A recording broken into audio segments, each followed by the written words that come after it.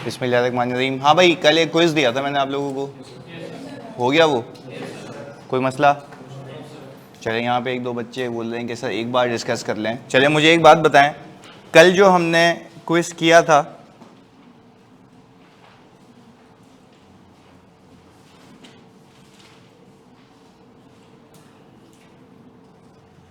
उसके अंदर आपने लोन कब ऑब्टेन किया है? मार्च 1 को 2019। अच्छा, कितने का लोन है भाई? 1.5। एक मिनट, फिर ये एनोटेशन चल रही है यहाँ पे, हम ज़रा इसको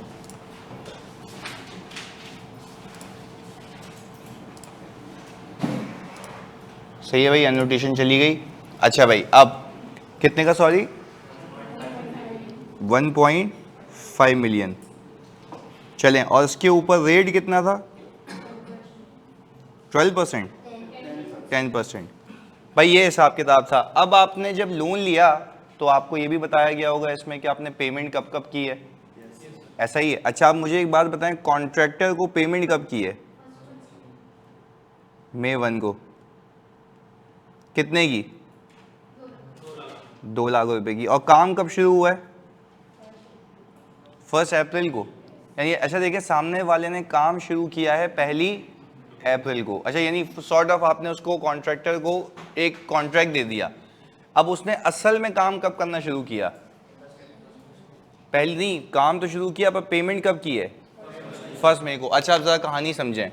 यूजुअली होता ये है, मतलब मेरी नज़र में, कि जब भी आपका कॉन्ट्रैक्टर सामने वाला काम शुरू कर देता है तो मतलब एक्सपेंडिचर इनकर हो गया, चाहे आपने पे किया या ना किया। पर आपके आईकैप की जो अजम्पशन है वो ये कहता है कि जब तक आपने पैसे नहीं दिए तब तक काम शुरू नहीं हुआ। तो तभी हमने कितनी कंडीशन लिखी थी? 3, कि बोरिंग कॉस्ट इनकर होना शुरू हो चुकी हो, एसेट बनना शुरू हो चुका हो, एक्सपेंडिचर इनकर हो चुका हो। तो ये सारी कंडीशन, 3 की 3 कंडीशन कब हो रही हैं?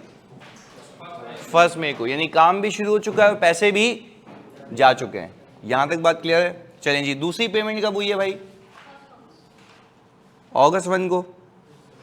कितने की? 1.20। ओके, इसके बाद हमने कहा इसके बाद आई है दिसंबर 1 को। कितने की? 80,000 की। और इस साल में इसके अलावा कुछ भी नहीं था, ऐसा ही था ना? इसके अलावा कुछ भी नहीं था। अच्छा, हमने सबसे पहले ये सीखा है टू कीप इट इजी,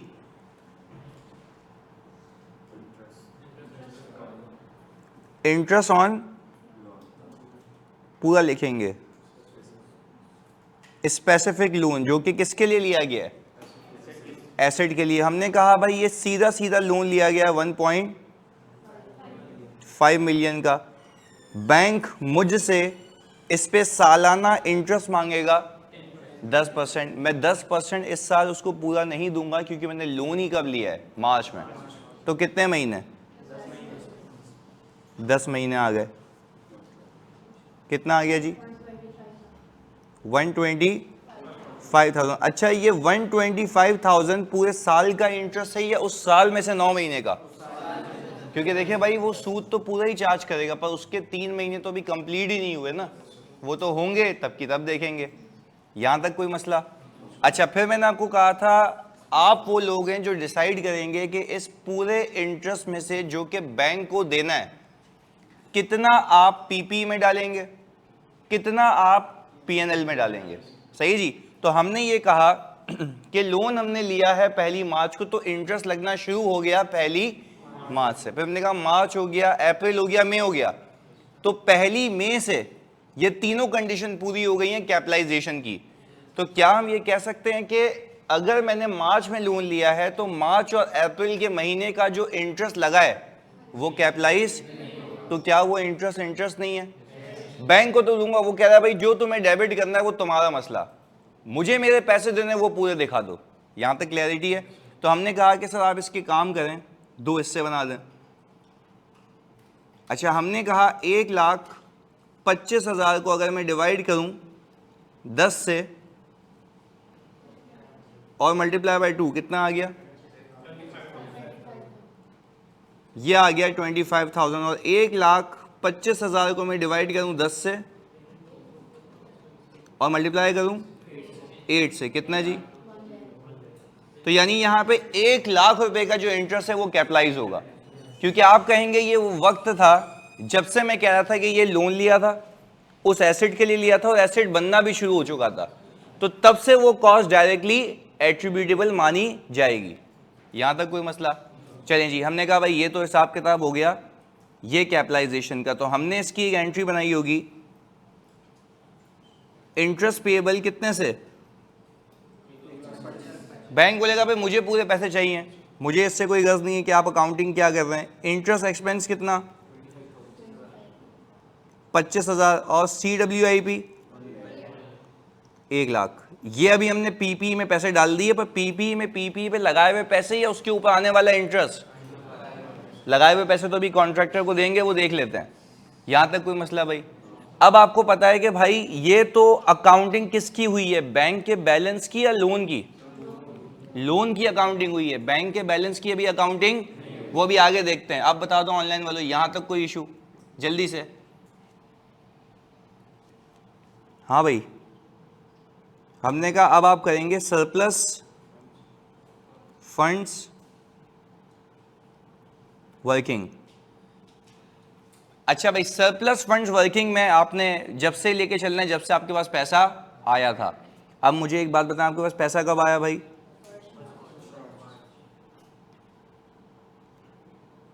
हाँ भाई, March 1 को आपके पास पैसा आया 1.2 मिलियन है,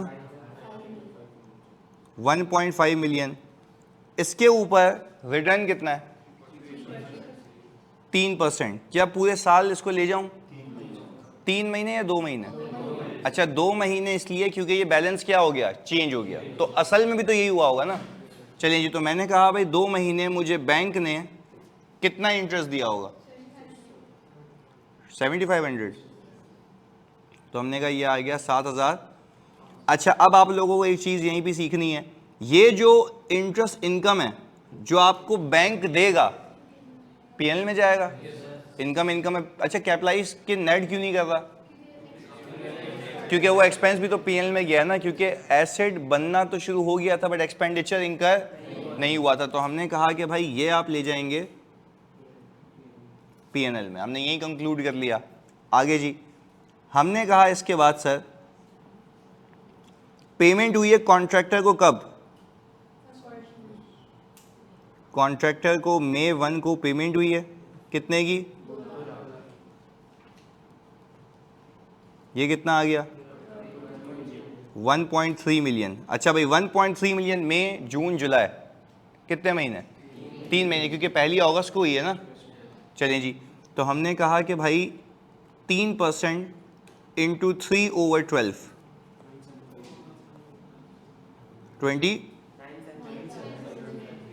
9750। अच्छा, ये जो आपने 9750 निकाला है, क्या ये कैपिटलाइजेशन को नेट करेगा? क्योंकि आप कहेंगे ये वही पैसा है जो एसेट के लिए लिया गया था, जिस पे इंटरेस्ट था वो कैपिटलाइज किया, तो उसी पैसे पे आने वाली बचत भी कॉस्ट को कम करेगी। तो वो लाइक टू लाइक का कंपैरिजन है। मैंने कहा भाई चलिए ये भी बात हो जाती है। इसके बाद अगली पेमेंट अगस्त 1 को, कितने की?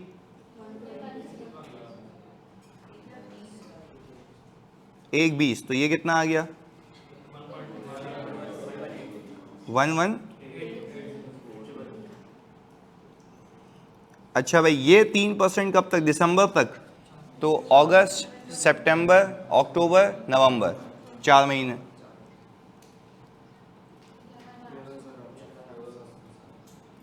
यही है सर।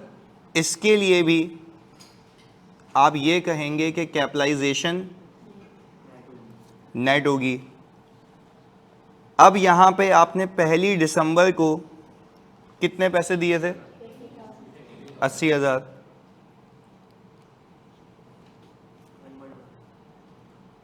यह आ गया 1.1 मिलियन। इस पे 3% और, क्योंकि ये साल खत्म हो गया, सही ना। इस साल में तो यही हुआ होगा, कितना आ गया? 2,000। 750, तो ये आ गया सर 27 आपका 50। ये भी कैपिटलाइजेशन क्या होगी भाई? हमने कहा ये भी कैपिटलाइजेशन नेट होगी। अच्छा जी भाई, यूज़र रिकैप कुछ भी नहीं, मैं खाली क्विज की डिस्कशन कर रहा हूँ, कुछ नया नहीं करवाया अभी। सही है जी। अच्छा भाई, अब मुझे एक बात बताएं, यहाँ पे हम नया पेज ऐड कर लेते हैं। सवाल की रिक्वायरमेंट क्या क्या थी? CWIP पूछा था। चलिए जी, अब हमने कहा अगर मैं आपसे पूछूं CWIP यानी आज तक PP में कितना जा चुका है, तो आप ये बताएं पहले आपने कॉन्ट्रैक्टर्स को कितनी पेमेंट्स की हैं। तो आप यहां पे आएंगे, आप कहेंगे एक ये 2 लाख रुपए, एक 20 और 80,000। ये तो सीधा सीधा bank credit, CWIP debit, bank credit. अच्छा, ये बैंक बैलेंस से जा रहा है, लोन अपनी जगह है, लोन आपने रीपे नहीं किया, तो हमने ये कहा कि भाई ये 2 लाख, एक 20 और 80 कुल मिला के 4 लाख रुपए हो गए। तो हमने कहा भाई कॉन्ट्रैक्टर्स को जो हमने पैसे दिए वो आ गए 4 लाख रुपए। मैंने कहा इसके अलावा हमने इसके अंदर इंटरेस्ट भी कैपिटलाइज किया है, वो कितने का है? 1 लाख रुपए का। फिर हमने कहा हमने इसके अंदर इंटरेस्ट नेट भी किया है। अच्छा, वो जो नेटिंग वाला इंटरेस्ट है वो 9750, 11800 और 2750, इन तीनों का सम कितना है भाई? 24,300। माइनस करते हैं इसको, ये कितना आ गया?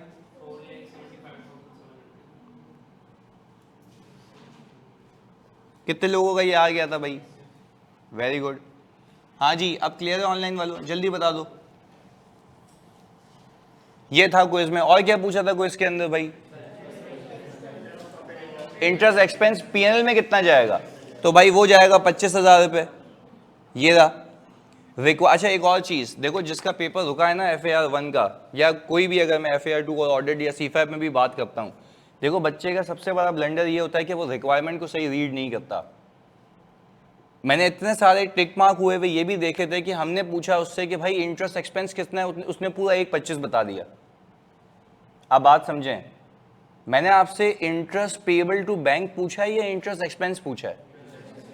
इंटरेस्ट एक्सपेंस का मतलब यह है कि भाई वो अमाउंट ऑफ इंटरेस्ट जो कहां जा रही है? पीएनएल के अंदर जा रही है। तो आपने रिक्वायरमेंट को खुदा के वास्ते बहुत ही केयरफुली रीड करना है एग्जाम में। वो पूछ कुछ रहा है, बता कुछ रहे हैं, तो मार्क्स नहीं मिलेंगे, ये बात याद रखना। मैंने कैश फ्लो में इनको 10 बार बताया है कि भाई फाइनेंशियल अकाउंटिंग भी है, रिपोर्टिंग भी है।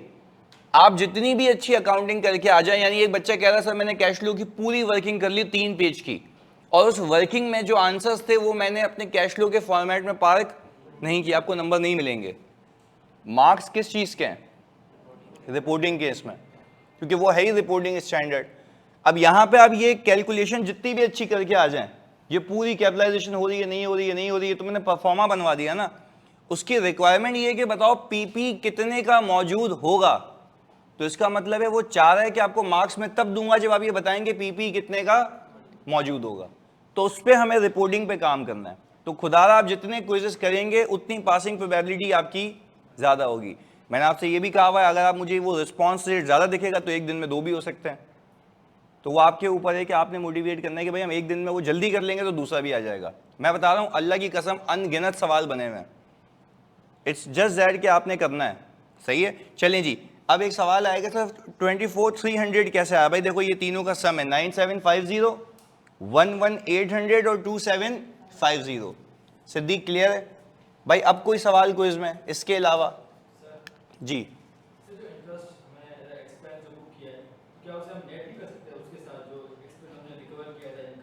नहीं, कभी नेट नहीं होता ना। देखो एक है आपकी फाइनेंस कॉस्ट, वो आपने शेयर होल्डर्स को बतानी है कि इतने बैंक को देने हैं, और एक है इनकम जो बैंक से लेने हैं। तो एक्सपेंस को अलग दिखाएंगे, इनकम को पीएनएल में ऑटोमेटिकली नेट हो जाएंगे। हाँ पर देखो उसमें पूछा था ना अच्छा अगर प्लीज जल्दी बताओ बाबू, इधर प्लीज सुनो। अगर मैं आपसे ये कहूं कि मुझे नेट इनकम बताओ, तो आप नेट करके बताएंगे। अगर मैं आपसे स्पेसिफिकली पूछ रहा हूं कि इंटरेस्ट एक्सपेंस क्या है, तो आपने सिर्फ क्या बताना है? अच्छा मैं आपसे पूछूं इंटरेस्ट इनकम क्या है? Interest income. मैं बोलूं इंटरेस्ट नेट कितना होगा, तो सिर्फ वो बताना। मैं आपसे बोलूं नेट इनकम क्या है, तो एक्सपेंस माइनस इनकम, तो फिर वो नेटिंग पे सवाल की रिक्वायरमेंट पे बेस करता है। सही है जी। अच्छा जी, ओके, ये क्वेश्चन पोर्टल्स पे हैं बिल्कुल यार, मैंने अपलोड करवा दिया था पोर्टल पे, लेक्चर के नीचे ही आपको मिलेगा। है ऐसा है, देख लीजिएगा, करवा दिया था मैंने, है ना। अच्छा भाई, सर मैंने क्विज में दिसंबर का कैपिटलाइजेशन नेट, बस सही है, ओके जी। चैप्टर का पीडीएफ आपको आज मिल जाएगा, रिमाइंड करा देना, पूरा चैप्टर भेज दूंगा आज। सही है जी। चलें, अपने पास आप हेडिंग डाल दें भाई, concept of interruption period. Concept of interruption period.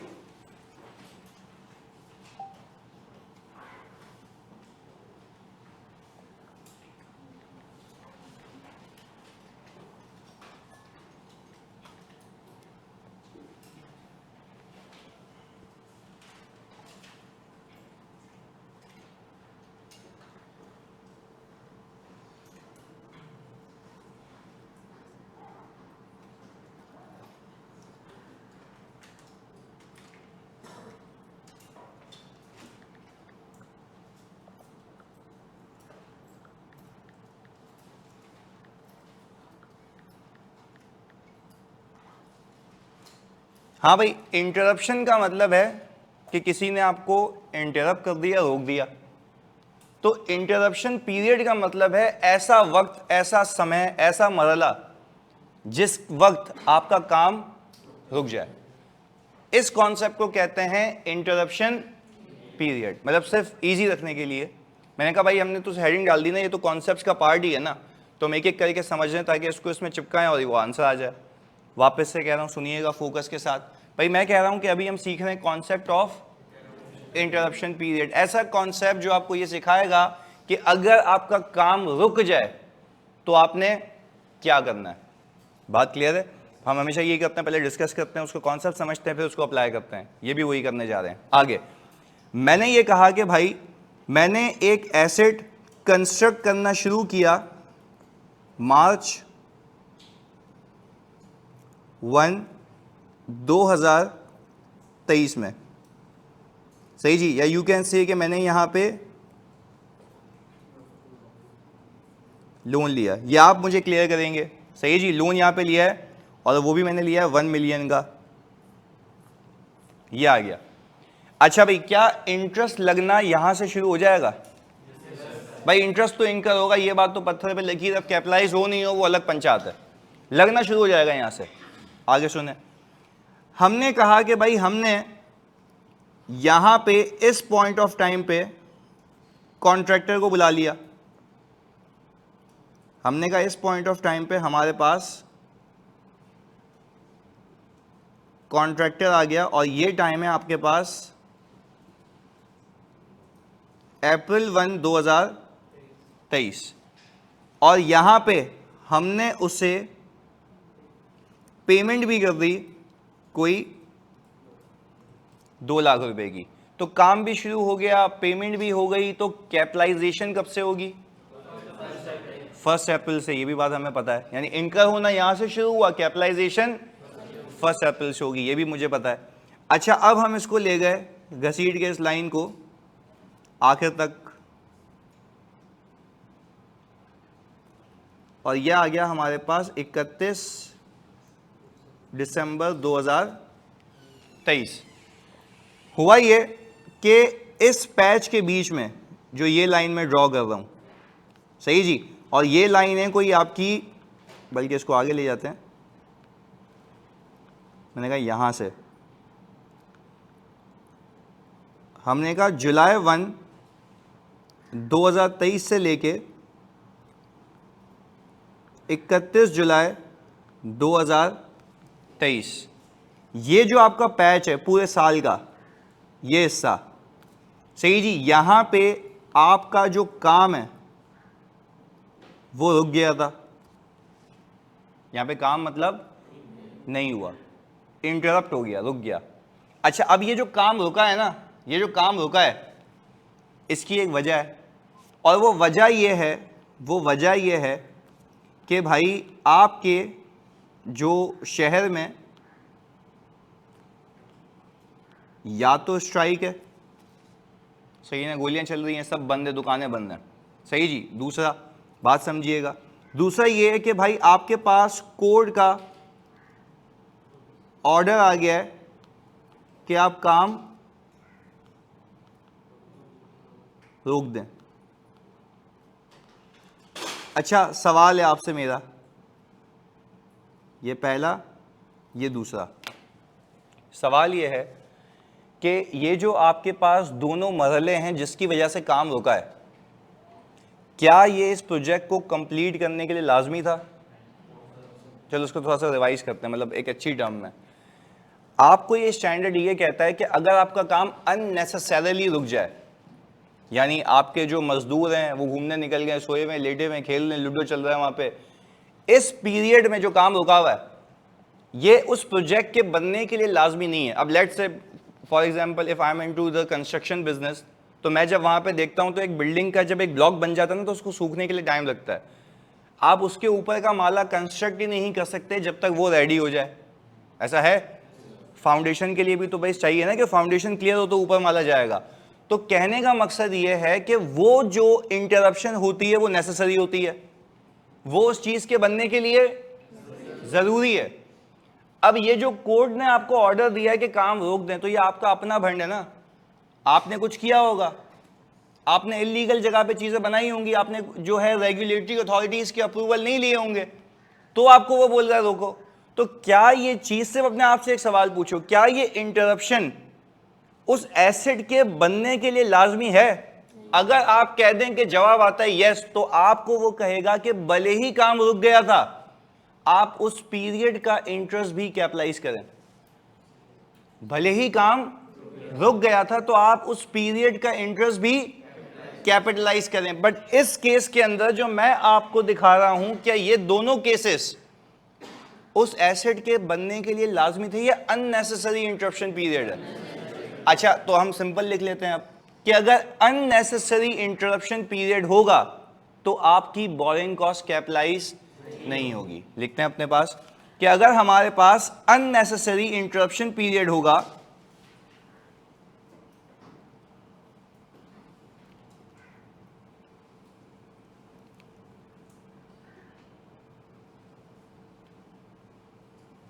अगर अननेसेसरी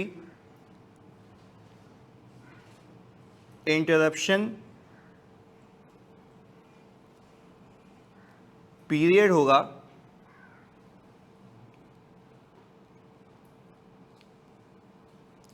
तो बोरिंग कॉस्ट कैपिटलाइज नहीं होगी। सिंपल ये कॉन्सेप्ट था इंटरप्शन पीरियड का। वापस से रिपीट कर रहा हूं, इस पूरे केस के अंदर मेरे बच्चों मुझे ये बात बताओ, हमने लोन कब लिया? 1 मार्च को। इंटरेस्ट लगना शुरू हो जाएगा? अच्छा भाई, हमने काम शुरू कब करवाया, पैसे कब दिए? 1 अप्रैल को। तो हमने कहा वहां से इंटरेस्ट कैपिटलाइज होना, आज तक हम सलंग जाते थे कि जब तक एसेट कंप्लीट नहीं हो जाता। आज के बाद बीच में ये ख्याल रखना कि उस पीरियड के दौरान कोई ऐसा पीरियड तो नहीं है जो इंटरप्शन पीरियड हो, और अगर वो इंटरप्शन पीरियड अननेसेसरी हो तो क्या उस पीरियड की बोरिंग कॉस्ट नहीं होगी? होगी, बट वो कैपिटलाइज। तो यानी कैपिटलाइजेशन करते हुए उस महीने को भी हटा देना, उस महीने को भी। अच्छा, अब ये एक आविष्कार कैसे होगा हटा देना? सिंपल है, इस वाली एग्जांपल से देखते हैं। अभी जो मैंने क्विज का सवाल सॉल्व करवाया उसमें इंटरेस्ट कितने महीने का लगा था? 10 महीने का लगा था, नहीं लगा था? इसमें भी लोन लिया गया था मार्च में। मार्च से लेकर दिसंबर तक का इंटरेस्ट कितना है? 1.25। कितने महीनों का? अच्छा, अब इसमें से क्या मैंने ये कहा था इस वाले सवाल के अंदर कि मार्च और अप्रैल के महीने का इंटरेस्ट कैपिटलाइज, क्योंकि काम शुरू और पेमेंट नहीं हुई थी। याद आ रहा है? ऑनलाइन वालों प्लीज यहां तक बताओ, यहां तक क्लियर है ना भाई? ये हुआ था। पर मैंने इसके अलावा जो बकाया 8 मंथ से पूरे कैपिटलाइज किए थे। पर अगर अज्यूम करो कि इसमें जुलाई के महीने में इंटरप्शन होती तो कैपिटलाइजेशन 8 मंथ्स की होती या 7? तो बस वो जो नंबर है ना न्यूमरेटर में 8, उसकी जगह क्या होता? और इधर 3। बस इतना सा फर्क है। तभी मैंने पहली क्लास में सिखाया था कि मैं ट्रायल एंड एरर बेसिस पे सारे कारस्तानियां कर चुका हूं। जो मैक्सिमम पॉसिबल आसान चीज है वो ये है, पहले निकाल लो बैंक को कितने देना है, फिर उसमें से खुद डिसाइड करो कितना कैपिटलाइज करना है, कितना एक्सपेंस आउट करना है। तो वो उसके अंदर अब इंटरप्शन पीरियड को भी कंसिडर कर लेना, बस इतनी सी बात है। बात क्लियर है? चलें जी, ऑनलाइन वालों प्लीज बता दें। चलें जी ताहिरा, वापस से आखिरी बात भाई जल्दी बताओ, इस पूरे सिनेरियो में हमने लोन लिया है कब? चलें जी, तो अब अगर मैं यहां पे इसको कैलकुलेशन में भी कन्वर्ट कर दूं तो हमने कहा कि भाई 1 मिलियन पे हमारा बैंक कितना परसेंट मांग रहा है भाई? हमने कहा 10% मांग रहा है। हाँ भाई 10% को मल्टीप्लाई कर दिया मैंने, अगर मैंने मार्च में लोन लिया है तो 10 महीने हो गए। चलें जी, तो ये आ गया 10/12। प्लीज बताएं कितना आता है? कितना जी? यही है? अच्छा भाई 83,333, यही है ना? ओके, ये आ गया कितने महीने का? 10 महीने का। अच्छा, ये तो आपको बैंक को देने, इसमें तो कोई दो राय है ही नहीं, ये तो जाएंगे बैंक के पास। अब आपने देखना है कि इसमें से कितना कैपिटलाइज करना है और कितना पीएनएल में डालना है। कैपिटलाइज उस पीरियड का होगा जितना डायरेक्टली एट्रीब्यूटेबल है, जितना डायरेक्टली, अब एक एक करके बताओगे साथ साथ। डायरेक्टली एट्रीब्यूटेबल कब से होता है? जब इंटरेस्ट लगना शुरू हो जाए, काम हो जाए और पेमेंट हो जाए, एक्सपेंडिचर इंकर हो गया। ये तीनों मरहले कब हुए? 1 मई को, अप्रैल को, यहाँ पे अप्रैल को हुए हैं। सही है जी। तो क्या हम कह सकते हैं कि अप्रैल ऑनवर्ड्स आइडियली कितने महीने कैपिटलाइज होने चाहिए थे? आइडियली सही है जी। तो हमने कहा अप्रैल, मई, जून, जुलाई, अगस्त, सितंबर, अक्टूबर, नवंबर, दिसंबर। तो हम ये कह रहे हैं भाई, समझने के लिए हम ये कह रहे हैं कि यहां से यहां तक जो हमारे पास महीने,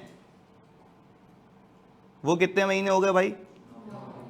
9 मंथ्स। पर क्या आप इस बात को तस्लीम करते हैं कि इस 9 महीनों के अंदर एक महीना इंटरप्शन पीरियड है? क्या उस महीने को इस 9 महीने में रहने दूं या उसको भी कटा दूं? अच्छा, उसको भी अगर कटा दिया तो वो कैपिटलाइज, तो सिंपली एक्सपेंस आउट हो जाएगा। कहने का मतलब है जो बैंक को देना है वो तो निकाल चुके हो ना, खाली उसमें से खेलो कितना रखना है, कितना हटाना है। तो मैं कह रहा हूं आइडियली मैं 9 महीने रखता, बट अब इस 9 महीने में से वो एक महीना हटा रहा हूं, इसलिए क्योंकि वो कैपिटलाइज। अच्छा, क्या वॉरेंट कॉस्ट इनकम नहीं हो रही थी? काम नहीं हो रहा था? यही सुनना था, नहीं हो रहा था। बह गए ना जज्बात में, नहीं हो रहा था काम नहीं हो रहा था। जब काम नहीं हो रहा था तभी तो कह रहा हूं कि आप कैपिटलाइज। अच्छा, अगर ऐसा काम होता जो लाजमी है कि नहीं होना चाहिए, तो फिर कैपिटलाइज होती। यानी इंटरप्शन पीरियड अननेसेसरी है तो कैपिटलाइज, अगर इंटरप्शन पीरियड नेसेसरी है तो कैपिटलाइज। सिंपल उसूल बना लो। क्लियर है? तो अब मुझे एक बात बताएं, इसको मैंने बाइफरकेट करना है 2 हिस्सों में। एक आ गया 2 मंथ्स और even though you can see के ऊपर 9 महीने हैं, 2 हैं। नहीं, जनवरी फरवरी में तो लोन था ही नहीं ना। देखो पहली मार्च से लोन आया ना, तो मैं कह रहा हूं मार्च का महीना एक्सपेंस आउट। आइडियली 9 महीने कैपिटलाइज होने चाहिए थे, पर उसमें से एक महीना कौन सा है? इंटरप्शन है। भाई सर मार्च में नहीं कैपिटलाइज होगा। भाई अभी तो बताया जानी, कल से क्या बताया जा रहा हूं, मार्च से क्यों नहीं कैपिटलाइज होगा? कि काम शुरू नहीं, आप ये नहीं कह सकते ना डायरेक्टली, कोई एसेट ही नहीं था। बात क्लियर है? चलें जी भाई, अब बता दो जल्दी से, क्लियर ही है? तो मुझे बताएं कि इसमें 83333 को डिवाइड करें किसने से? 10 से। मल्टीप्लाई करें 2 से। ओके जी, हमने कहा कि भाई 16667 और ये कितना आ गया? 8 मंथ्स। यही है, मुश्किल अल्फाज आ रहे हैं ये। सही भाई, 6666 और 6, यहां तक कोई मसला? पक्की बात है। चलिए जी, ऑनलाइन वालों प्लीज कंफर्मेशन दे दें, क्या अगर इंटरप्शन पीरियड आएगा तो हैंडल हो जाएगा? पहले को सिंपल, फिर बता रहा हूं, होशियारी नहीं करना है एग्जाम में कि अलग अलग इंटरेस्ट निकाल लो। भाई पूरा इंटरेस्ट निकाल लो जो किसको देना है, बैंक को, उसमें से अलग कर लो। आसान जिंदगी है, क्योंकि उसमें इंटरेस्ट की एंट्री बनानी भी हुई तो इंटरेस्ट पेबल पूरा दिखा देना, डेबिट में दो चीज़ आ जाएंगी, एक एक्सपेंस और दूसरा CWIP। जी कौन सा? नहीं 2 महीने का होगा ना, तो गिन लो ना, मार्च और फिर अप्रैल कैपिटलाइजेशन शुरू हो गया ना। रामेश खान आप कह रहे हैं 2 महीने कैसे? भाई यहाँ पे बना लो यार, ये देख लो, टाइमलाइन बना लेते जानी। भाई ये 1 महीना हो गया, ये 1 महीना कहाँ जाएगा? PNL। और ये महीना कहाँ जाएगा? PNL। तो जो मैं हाईलाइट कर रहा हूँ ये 2 महीने हो गए, सही है। हाउ विड वी नो कि इंटरप्शन पीरियड नेसेसरी है या अननेसेसरी है? देखो यार वो तो आपको सवाल में लिख के देगा ना। अब मैंने जो 2 एग्जांपल्स दी हैं उसमें आपको खुद पता लग जाएगा कि नेसेसरी है या नहीं है। अच्छा, आपको अगर ये लगे कि भाई उस प्रोसेस के कंप्लीट होने के लिए अगर एक काम का रुकना लाजमी था तो वो पीरियड ऑफ इंटरप्शन नेसेसरी है, उसके ऊपर आने वाली उस वक्त की बोरिंग कॉस्ट भी क्या हो जाएगी? कैपिटलाइज हो जाएगी। सिंपल है, वो आपको बताएगा, बिल्कुल बताएगा शारून। रामेश क्लियर है 2 महीने कैसे है? जल्दी से बता दो प्लीज।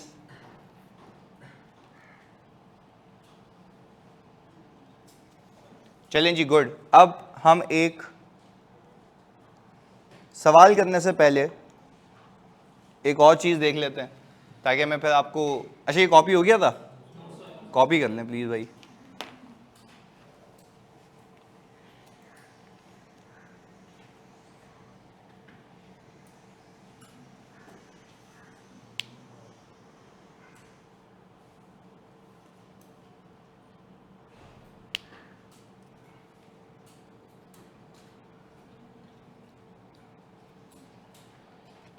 हाँ भाई, यहाँ पे एक और सवाल आया कि सर अगर इंटरप्शन पीरियड 15 दिन का हुआ तो क्या पूरा महीना जाएगा या सिर्फ 15 दिन?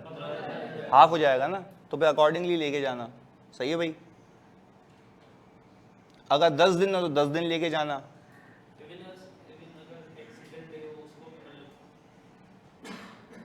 पर ऐसे वो एग्जामिनर ऐसी मस्ती नहीं करेगा ना सिंगल डे वाली, वो तुम्हारा कॉन्सेप्ट टेस्ट करेगा ना, वो बोले 1 घंटे के लिए सो गए थे, तो फिर तुम 1 घंटा उसमें कहाँ निकालोगे?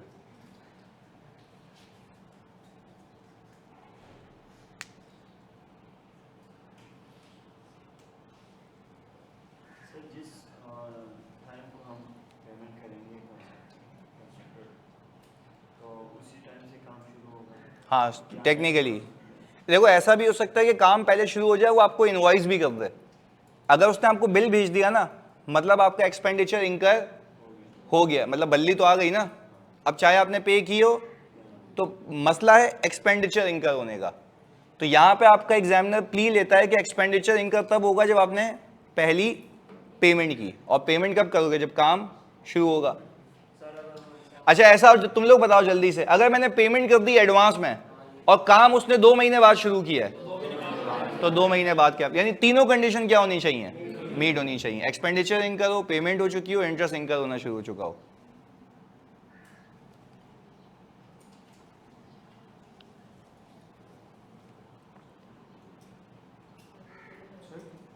जी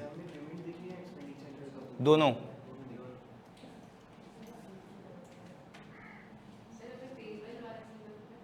पेबल वाला सीन है तो मतलब एक्सपेंडिचर इनकर हो गया ना, क्योंकि देखिए फॉर एग्जांपल मैंने जनवरी में लोन लिया, फरवरी में मैंने उसको काम दिया, सही है ना, मार्च में उसने मुझे इनवॉइस भेज दी और मैंने उसको पेमेंट की है अप्रैल में, तो कैपिटलाइजेशन शुरू होगी मार्च, क्योंकि एक्सपेंडिचर इनकर हो गया। ये उस बात का सबूत है कि सामने से क्या आ गई है? इनवॉइस आ गई है।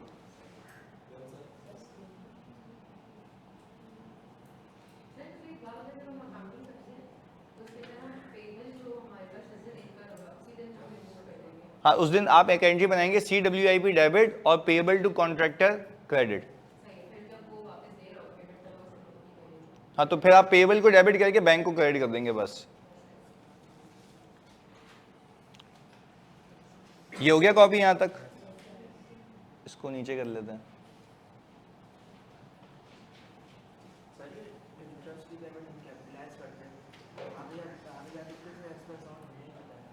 आगे जाके एक्सपेंस आउट होना होता है वो तब हाँ पर वो ओवर द पीरियड ना, वन टाइम तो नहीं है ना, सही है।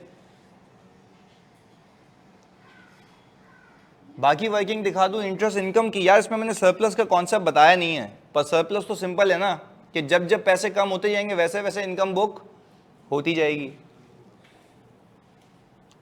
सही है।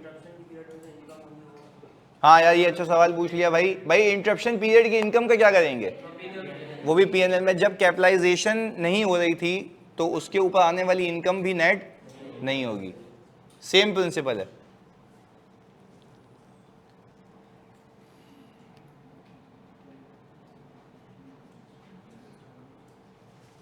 हाँ जी करें कॉन्सेप्ट। अच्छा अपने पास आप हेडिंग डाल दें concept of repayment of loan, concept of repayment of loan.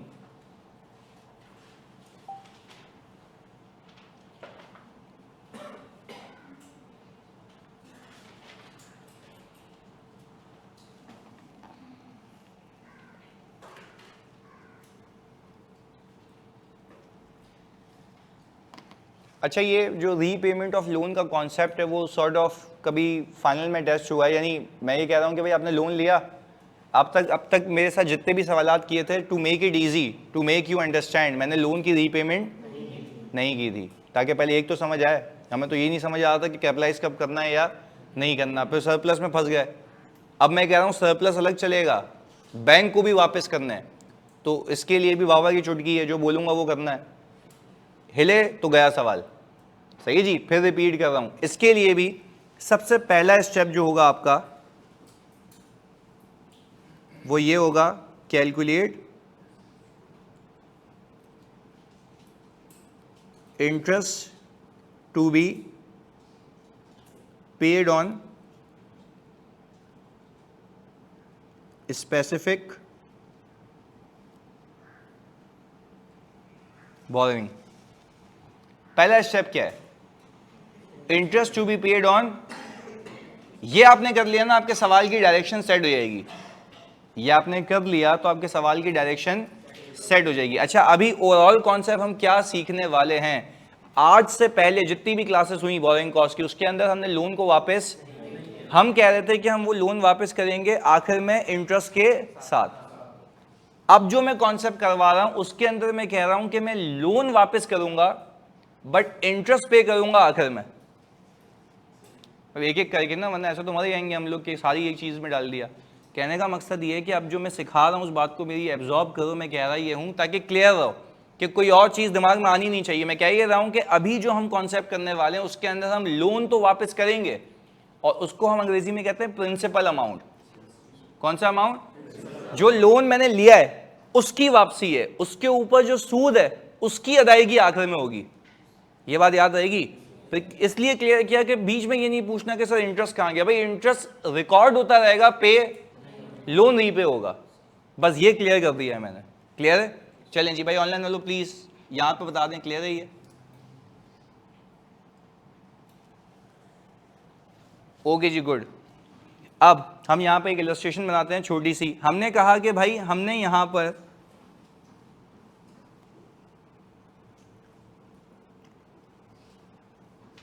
Loan obtain किया है और वो तारीख है जनवरी 1, 2023, 1.5 मिलियन का, सही है।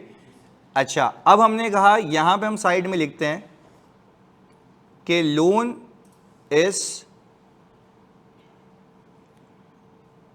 रीपेएबल इन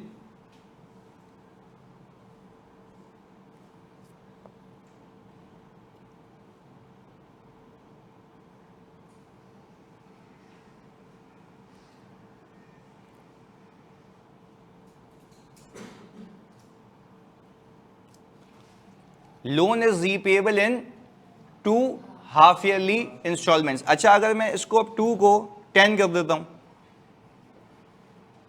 ताकि वो 1,50,000 आ जाए, यानी इस बात को समझना है बैंक आपको क्या कह रहा है इसको, क्योंकि मुझे पता है तुम लोगों ने क्यूटी को पेला हुआ है, तो यहां पे हम तमीज से सीख लेते हैं। कहने का मकसद ये है कि ये जो 1.5 मिलियन का उधार आज मैं लेकर आया हूं, ये मैं वापस करूंगा 10 किस्तों के अंदर। कितनी किस्तों के अंदर? और वो 10 किस्तें सालाना हैं या साल में 2 बार? बस इतना आसान करके रख लो अपने पास। Loan is repayable in 10 half yearly instalments. अगर मैं 1,50,000 को 10 से डिवाइड कराऊं तो आता है 1.5 मिलियन को, सॉरी 10 से डिवाइड कराऊं तो कितना आता है? 1,50 आता है। यानी 1,50 को अगर मैं 10 बार सेटल करूं तो जीरो हो जाएगा। 1,50 को 10 बार सेटल करूं तो ये जीरो हो जाएगा। पर 1,50 साल में एक बार दूंगा या 2 बार? 2 बार। यहां तक क्लैरिटी है? यानी सर एक बात तो समझ आ रही है कि हमें जो इसकी किस्तें अदा करनी है, तो मैं हाफ ईयर का मतलब है कि पहली इंस्टॉलमेंट मैं लोन की 30 जून को दूंगा और फिर दूसरी 31 दिसंबर को। यहां तक क्लैरिटी है? पक्की बात है? चलें जी आगे सुनिएगा। फिर हमने यहां पे कहा कि भाई कॉन्ट्रैक्टर ने काम भी शुरू किया और हमने उसको पेमेंट्स भी की हैं कुछ इस तरीके से। प्लीज देखिएगा, हम इसको कट टू साइज रखेंगे ताकि ये आसानी से चलता रहे। हमने कहा भाई हमने कॉन्ट्रैक्टर को अप्रैल 1, 2023 में कोई 3 लाख रुपए की पेमेंट की है और हमने अक्टूबर 1, 2023 में 2.5 लाख रुपए की पेमेंट की है। इस साल कितनी पेमेंट्स की हैं? बस 2 पेमेंट्स की हैं बस। यहां तक कहानी क्लियर है? अब देखो इसमें एक और हम गन खुराबात डालते हैं।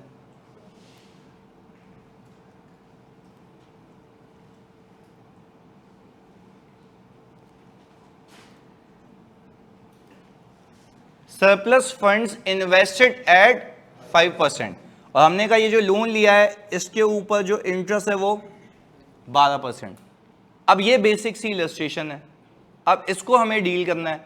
अगेन जिस भी रंगो नस्ल का सवाल हो, आपने सबसे पहला काम क्या करना है? इंटरेस्ट जो बैंक को देना है, वहां से सारी चीजें ऑटोमेटिकली ड्राइव होंगी। यहां तक क्लैरिटी है? चलिए जी अब आपके सामने इधर देखिएगा। अब आपसे मैं एक चीज पूछता हूं, प्लीज सुनिएगा, फोकस। बता दिया तो मजा आ जाएगा। इधर देखना पहले। अभी मैं 1.5 मिलियन को 12 से मल्टीप्लाई करके 12/12 नहीं कर सकता, समझे? क्योंकि आप रीपे कर रहे हैं, आपके लोन का बैलेंस चेंज होगा। मैं कह रहा हूं बैंक का बैलेंस नहीं, बैंक अलग है, लायबिलिटी अलग है। पहले बताओ फर्क समझ आ रहा है? इससे पहले वाले केसेस में मैं कह रहा था आपकी लायबिलिटी का बैलेंस स्टैटिक था, वो चेंज नहीं हुआ था। इसमें वही लायबिलिटी का बैलेंस साल के बीच में आके कम हो जाएगा। तो आपको पता है साल के बीच में आके एक एंट्री बनाएंगे, लोन पेएबल डेबिट और बैंक, यानी आपका पैसा जाएगा, आपका पैसा और लोन, तो अब लोन कम होगा ना। तो ये तो नाजायज बात है ना कि आप 1.5 मिलियन पे पूरे साल का सूद लगा दें। क्योंकि जब आप बैंक को कह रहे हो कि भाई मैं आपको 1,50 वापस कर रहा हूं, तो अब 6 महीने बाद जो सूद लगेगा वो 13,50 पे लगेगा। पहले बताओ यहां तक बात क्लियर है? ऑनलाइन वालों प्लीज बताओ ये क्लियर है? अभी करके देख लेते हैं इसको जल्दी से भाई। पहले तो हमने ये क्लियर किया है कि हमें इसको सलंग 12 महीने पे नहीं लेके जाना, स्ट्रेट बात है ये। चलें आगे। हमने कहा कि भाई हमने यहां पे 1.5 मिलियन, और आप लोगों ने प्लीज ऐसे ही करना है जैसे मैं कर रहा हूं। यहां पे 1.5 मिलियन ये आ गया आपके पास जनवरी से, ऐसा ही है, 12% फॉर कितना आ गया? 90,000। ये आ गया 90,000 रुपए। ये 90,000 रुपए का इंटरेस्ट पूरे साल का, ये पूरे साल में से 6 महीने का। तो बैंक तो आपसे पूरे साल का मांगेगा ना। तो बैंक कह रहा है पहले बेटा यहाँ पे पैसे पे करो मुझे, इसके बाद आगे सूद की बात करेंगे।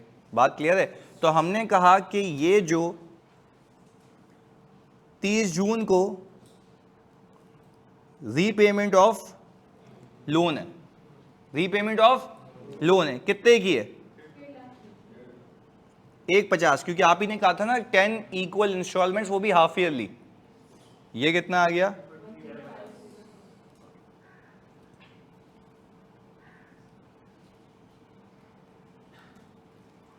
हाँ भाई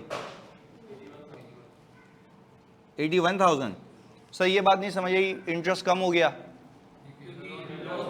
लोन भी कम हो गया ना, जैसे जैसे रीपे करते जाओगे आपकी ऑब्लिगेशन, तो आपके उसके ऊपर आने वाला रिजल्टेंट जो इंटरेस्ट है वो भी कम होता जाएगा। यहां तक बात क्लियर है? अब बैंक आप, अच्छा again to make it very very clear, ये 150 किसको दिए हैं? बैंक को, इससे कॉन्ट्रैक्टर का कोई ताल्लुक नहीं है। पीपी के अंदर से वो जाएगा जो कॉन्ट्रैक्टर को दिए हैं। चाहो तो लिख लो, अगेन कह रहा हूं, चाहो तो लिख लो, बैंक को जो रीपेमेंट होगी उससे कॉन्ट्रैक्टर का कोई ताल्लुक नहीं है। लिखो अपने पास, बैंक को जो पेमेंट की है, बैंक को जो पेमेंट की है उससे कॉन्ट्रैक्टर का कोई ताल्लुक नहीं है।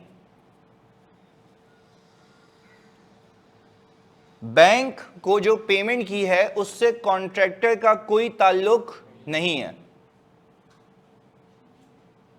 चलें जी, एक तो ये हमने लिख दिया। अब लिखेंगे पीपी में, पीपीई में सिर्फ वो कैपिटलाइज होगा जो कॉन्ट्रैक्टर को दिया है। पीपी में सिर्फ वो कैपिटलाइज होगा जो कॉन्ट्रैक्टर को दिया है।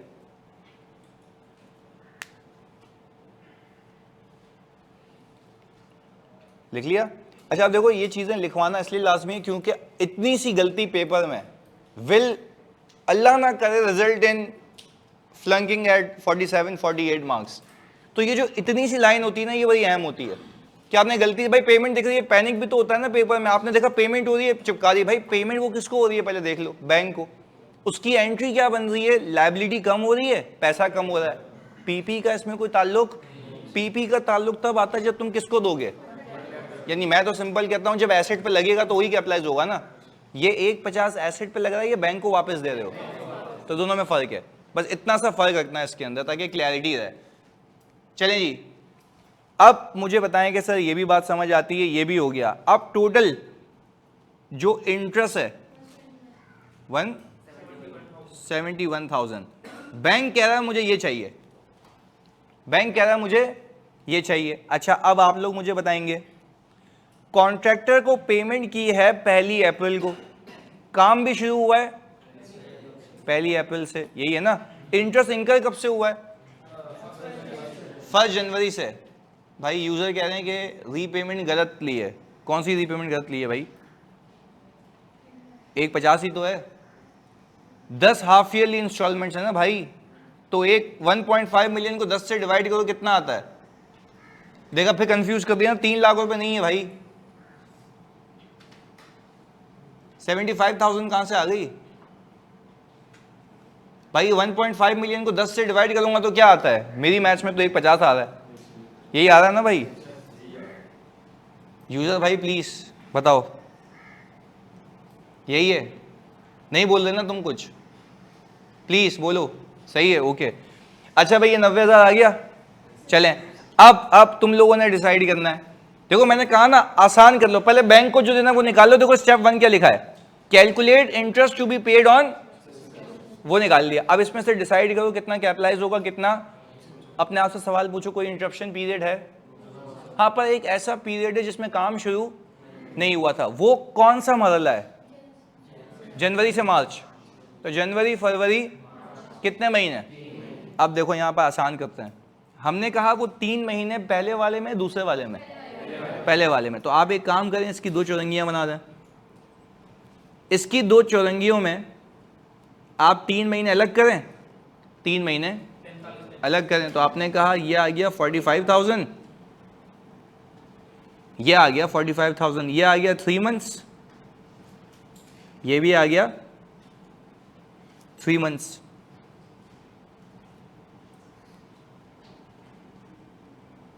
हाँ भाई, अब मुझे बताओ क्या ये और ये कैपिटलाइज होगा? देखो मैं कह रहा हूं इतना आसान कर लो अपने लिए सुकून की जिंदगी, कि भाई जो कैपिटलाइज होना है वो बाद में अलग कर लो। एग्जामिनर पूछे पीएनएल में कितना जाना है तो वो भी बता देना, कोई मसला?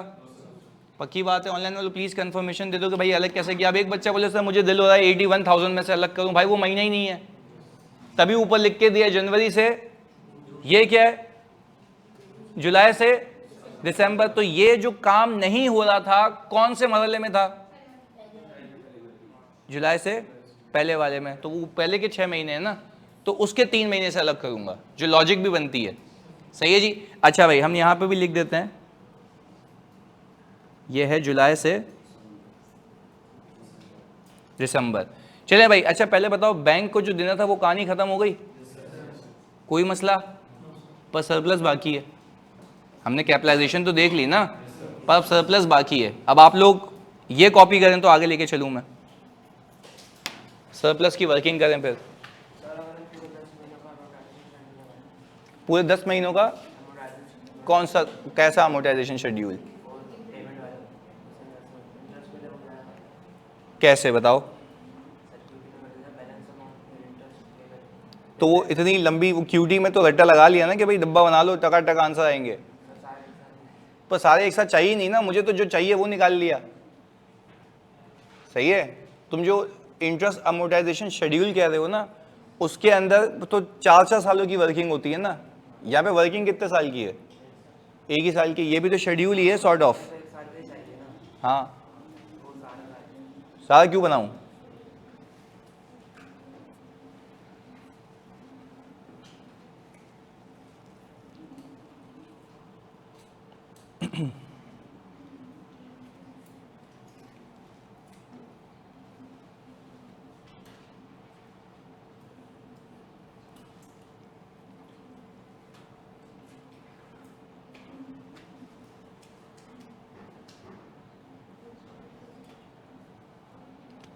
हाँ जी, स्क्रॉल करूं?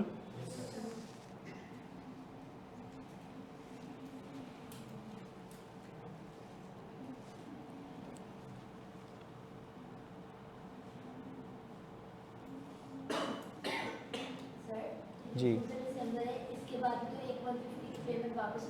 वो तो साल के आखिर में होगी ना, तो यहाँ से आप माइनस करेंगे तो उसका इम्पैक्ट कब आएगा? अगले साल। देखो भाई, सवाल तो वैलिड है कि सर आप अभी जो 31 दिसंबर पे आए हैं वहाँ पे भी तो 150 की पेमेंट होगी, पर मैं कह रहा हूँ वो पहली पेमेंट तो बैंक को होगी, और दूसरा अब जो बैलेंस चेंज होगा उसका इम्पैक्ट किस साल में आएगा? अगले साल में। तो हम कह रहे हैं यहाँ तक में तो इतना ही सही है ना, तो आप भले ही माइनस कर लें 150, कोई मसले वाली बात नहीं है, बट इसका इम्पैक्ट टेक्निकली अगले साल में आएगा जब इंटरेस्ट कैलकुलेट होगा अगले साल का।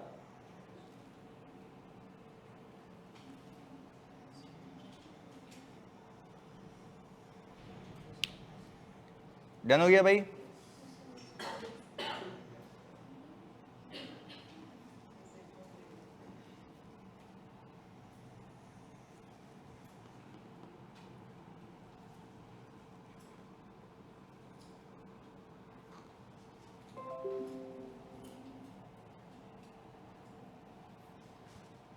हाँ जी, चले आगे। अब सर हम ये देख लेते हैं,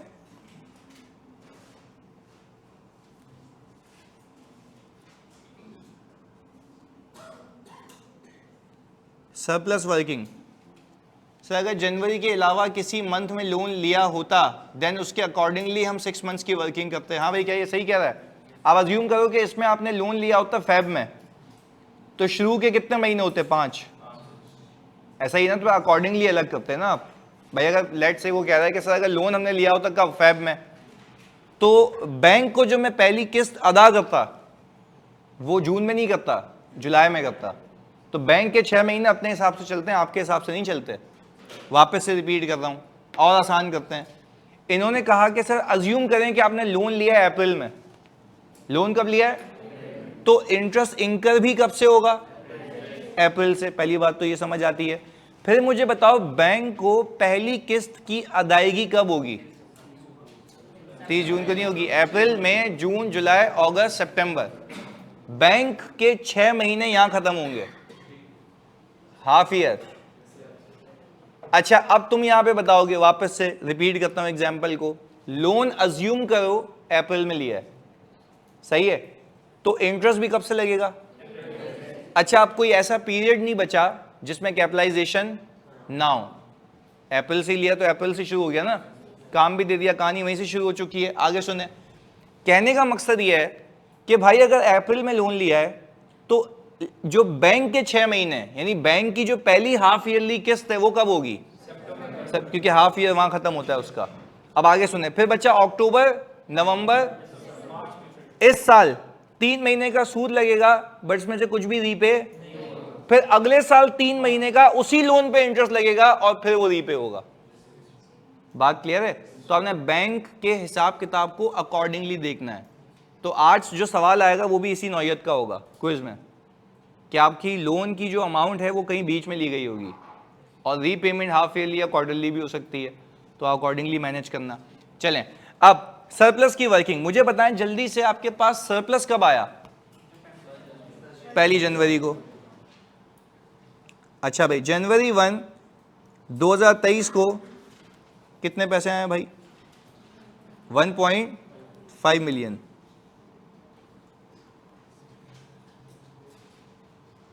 ये आ गया भाई।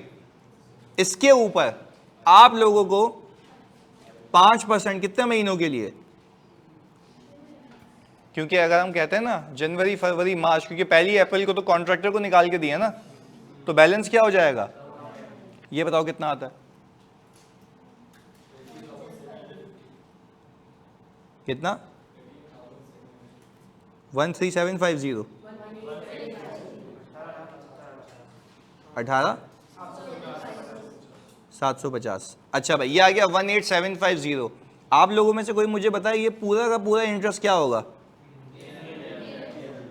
क्योंकि काम शुरू, और इसी पीरियड का जो इंटरेस्ट, जो एक्सपेंस है वो भी पीएनएल में ही है। चलें जी, अब आपने कहा कि आपने यहां से लेस करा दी पेमेंट टू कॉन्ट्रैक्टर, और वो कौन सी तारीख है भाई? अप्रैल 1। कितने की? 3 लाख रुपए की। तो आपने कहा कि भाई ये 3 लाख रुपए मैंने यहां से कटा दिए,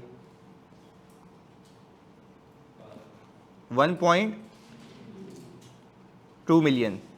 अच्छा, अब एक तो मैं चीज सिखानी है, यहां पे फोकस होकर देखना। 1.2 मिलियन के बाद कॉन्ट्रैक्टर को अगली पेमेंट कब है? आइडियली मैं यहां तक जाता था। अब आप ये हरकत नहीं करना, आपने बैंक को भी पैसे दिए हैं, तो आपका सरप्लस का जो बैलेंस है वो कम हो जाएगा। तो मैंने क्यों कहा था कि पहले ये वर्किंग करना, क्योंकि यहां से आपको पेमेंट्स भी मिल जाएंगी। तो फिर आपने 2 पेमेंट्स पे नजर रखनी है, एक कॉन्ट्रैक्टर, दूसरा पेमेंट। जब जो आएगी उसको कटा देना, जब जो आएगी उसको कटा देना, पर डेट्स पे ख्याल रखना है, बस इतना सा काम है। देखो, तभी मैं कह रहा था कि सबसे पहले आपने वो काम करना है जो किसको देने हैं? बैंक को। जब बैंक को जितने पैसे देने हैं उसमें आपको ये भी पता लग जाएगा कि एडिशनल पेमेंट्स कितनी हैं। अब आपके पास पेमेंट स्ट्रीम्स कितनी हो गई हैं? 2, एक पेमेंट टू कॉन्ट्रैक्टर, एक पेमेंट टू बैंक। अच्छा, अब मुझे बताओ, कॉन्ट्रैक्टर की पेमेंट के बाद जो अब नेक्स्ट पेमेंट है वो बैंक को है, कॉन्ट्रैक्टर को है? बैंक को है। कॉन्ट्रैक्टर कब आएगा?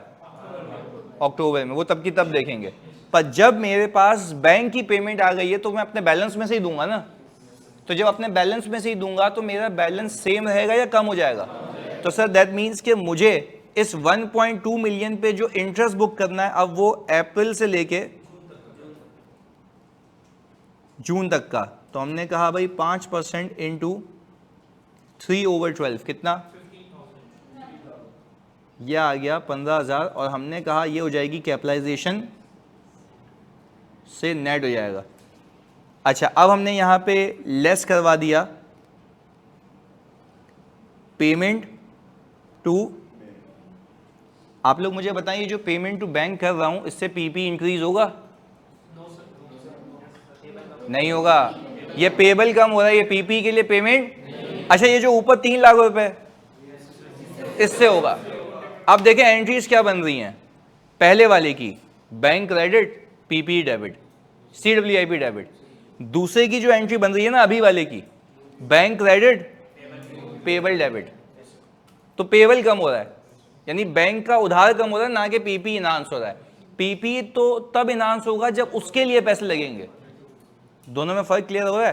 तभी लिखवा दिया था, क्लियर भी कर रहा हूं ताकि गलती ना हो। तो यानी पेमेंट्स तो यहाँ पे मल्टीपल होंगी, तो इसका मतलब ये तो नहीं है कि हर पेमेंट को पीपी में चिपका दिया।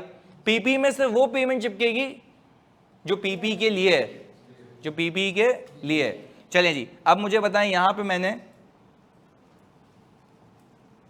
150 माइनस किया, सही है जी, तो ये कितना बच गया? 1050 आ गया। अच्छा, अब आपसे गुजारिश, जुलाई अगस्त सितंबर कितने महीने? 3 महीने। अच्छा, जुआ कह रही है कि सर लेकिन जो रीपेमेंट ऑफ लोन है वो बिजनेस के कैश से नहीं देंगे, अगर बिजनेस का कैश होता तो लोन ही क्यों लेता? तो पागल तो नहीं हूं ना कि मैं बोरिंग कॉस्ट इनकर कर रहा हूं। कहने का मतलब है जो पैसे हैं वही यूज होंगे, पहले रिजर्व, सीधी सी बात है, सही है। अच्छा, स्टैंडर्ड ये कहता है आपको कि जाहिर सी बात है आप तो बैंक का ही पैसा यूज करेंगे ना, ऐसा ही है ना। और अगर आपके पास अपने रिजर्व होते तो आप उसको यूज करते क्योंकि वो आइडल होते। तो अगर मैं बिजनेसमैन हूं तो मैं तो ये सोचूंगा ना कि अगर इस पे मुझे इंटरेस्ट मिल रहा है तो यहां पैसे रहने दो, जो ऐसे पैसे हैं जिसपे कोई सूद नहीं मिल रहा वहां से चुकाओ, तो फिर वहां से रीपेमेंट हो जाती। पर all depends upon the circumstances. इस वाले केस के अंदर हालात वाकया दिए हैं कि जो है वो यही है, तो फिर अकॉर्डिंगली फिर आप इश्यू मैनेज करेंगे, सही है। जुआ क्लियर है? अच्छा भाई, अब मुझे एक बात बताएं, इसके ऊपर 5% कितने महीने? 3 महीने। कितना आ गया? 13,000। ये भी कैपिटलाइजेशन नेट होगी। तो भाई आपने फिर ये 3 महीने क्यों किया? कॉन्ट्रैक्टर आ गया। चलें, अब हमने कहा कि इसमें से लेस करें पेमेंट टू कॉन्ट्रैक्टर, और ये तारीख है आपकी अक्टूबर 1, और ऊपर भी लिख देते हैं ये थी 30 जून। अच्छा भाई, पेमेंट टू कॉन्ट्रैक्टर के अंदर कितने गए भाई? 2.5 लाख रुपए। ये कितना आ गया? अच्छा, ये 8 लाख रुपए पे 5% फॉर 3 मंथ्स, क्योंकि अब जो बैंक को भी आप रीपे करेंगे 150 वो तो दिसंबर में ही करेंगे ना, तो ये अगला बैलेंस दिसंबर तक की चौरंगी में चेंज नहीं होगा। कितना आ रहा है? ये भी आपकी हो गई कैपिटलाइजेशन नेट। ये 3 आ गए भाई कैपिटलाइजेशन नेट के, इसको कॉपी कर लें। अच्छा आई थिंक सर, इस पूरे केस में जो आपने सीखना था वो ये था कि जब आप इंटरेस्ट पेबल टू बैंक कर रहे होंगे तो वहां पे आपको मजीद पेमेंट्स मिल जाएंगी। किसके तरफ? बैंक की तरफ। तो जो सरप्लस फंड्स की वर्किंग कर रहे होंगे तो आपके दिमाग में कितनी पेमेंट्स का ख्याल होना चाहिए? 2। एक पेमेंट टू कॉन्ट्रैक्टर, पर डेट्स का ख्याल रखना बस, कि जो डेट पहले आएगी वहां तक आपने सरप्लस को लेकर जाना है, सही है। क्योंकि ये अगर हमारी ग्रिप में आ गया तो इसके बाद हम सीखेंगे कि ये पैसे खत्म हो जाए फिर भी पेमेंट आ गई है, तो फिर हम जाएंगे रनिंग फाइनेंस पे, तो आप पॉजिटिव से डेफिसिट में आ जाएंगे, तो उस पर अलग से सूद आएगा। तो वो भी अगली क्लास की कहानी है, बट इसको आप कॉपी कर लें पहले।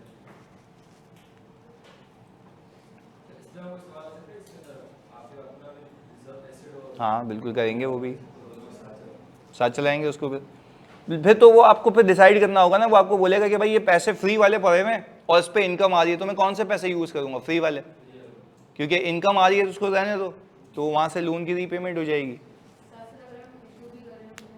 क्या शेयर इशू कर रहे हो?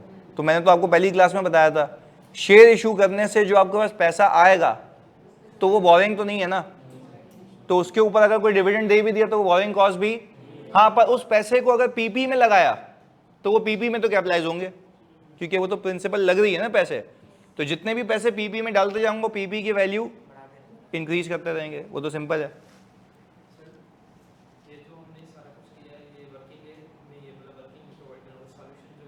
ये वर्किंग है पूरी, सोल्यूशन तो वो आखिर में पीपी CWIP की वैल्यू बस, यानी पहला पेज खाली रखना और अगले पेज से ये वर्किंग।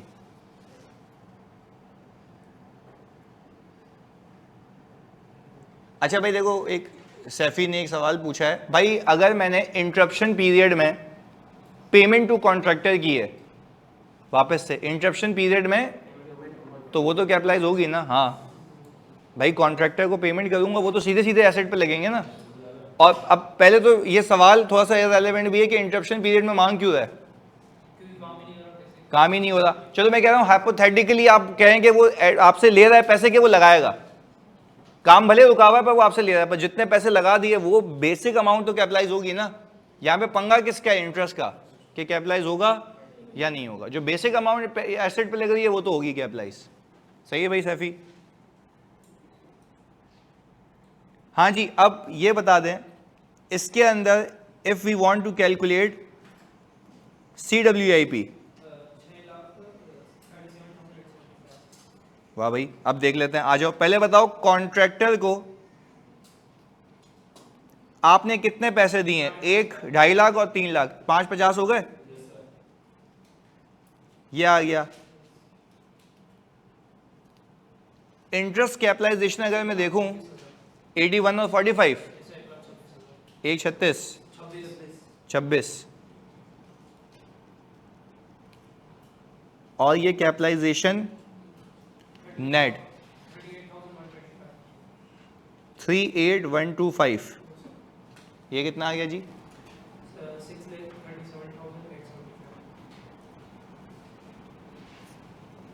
हाँ भाई, तो अगर रीपेमेंट भी आती है तो क्या कोई मसला है? सिर्फ रीपेमेंट का सरप्लस की वर्किंग में ध्यान रखना है, और आपको रीपेमेंट्स एक्यूरेट तब मिलेंगी जब आप पहले निकाल लेंगे कि बैंक को कितने देना है, उसके बाद, यानी सरप्लस की वर्किंग कब होगी? सबसे आखिर में, ताकि आपके पास सारी पेमेंट्स आ जाएं।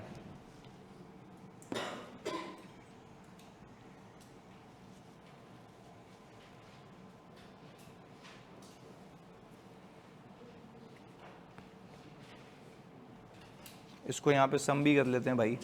ये था 45,000 और 81,000,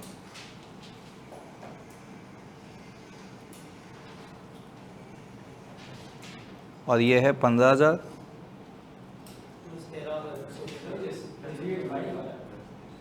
कितना? 67 नहीं यार, देख लो एक बार, इसको सही कर लेंगे। 13,125 सही है।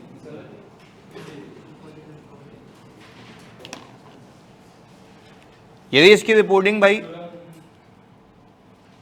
यही तो इसकी रिपोर्टिंग है शारून। अच्छा, तुम में से कोई बता दे, मजा आ जाएगा रिपोर्टिंग में। बैलेंस शीट में लोन कितने का आ रहा होगा?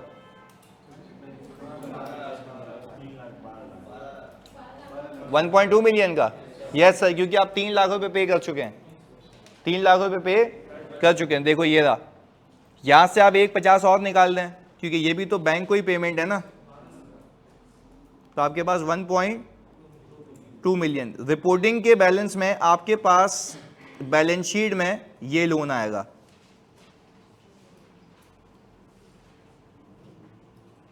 जल्दी बताओ इंटरेस्ट पेबल कितना आएगा?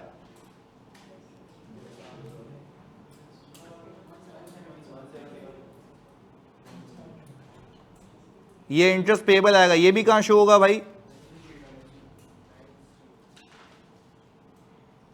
अच्छा, आपकी इनकम स्टेटमेंट के अंदर पीएनएल में इंटरेस्ट एक्सपेंस कितना आएगा? 45,000, और interest income 750। But this is reporting, मतलब आपकी एबिलिटी होनी चाहिए कि किस वर्किंग को कहां प्रेजेंट करना है। वापस से, लोन अगर दिखाना है तो कितना? 1 पॉइंट, इंटरेस्ट पेबल दिखाना है तो, इंटरेस्ट एक्सपेंस दिखाना है तो, और इंटरेस्ट इनकम दिखानी है तो 8750। बस ये रिपोर्टिंग है आपकी, इसके पूरे नंबर हैं। सही ना? आपकी कैलकुलेशन में से आपने ड्रैग करना। और CWIP कितना? 637,875, बस इतना सा काम है। सही है जी। हम बैलेंस शीट में कंपैरेटिव ईयर का डेटा भी शो करेंगे। यस, अगर एग्जामिनर आपसे पूछता है तो इसमें कंपैरेटिव इसलिए नहीं है क्योंकि ये साल ही एक है।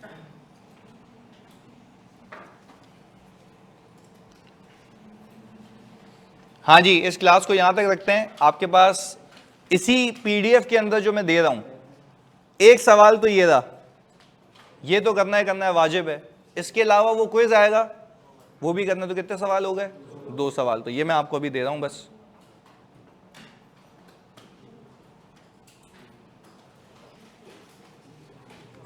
नहीं, वो नहीं हुआ अभी, तो वो होगा, PPE का चैप्टर।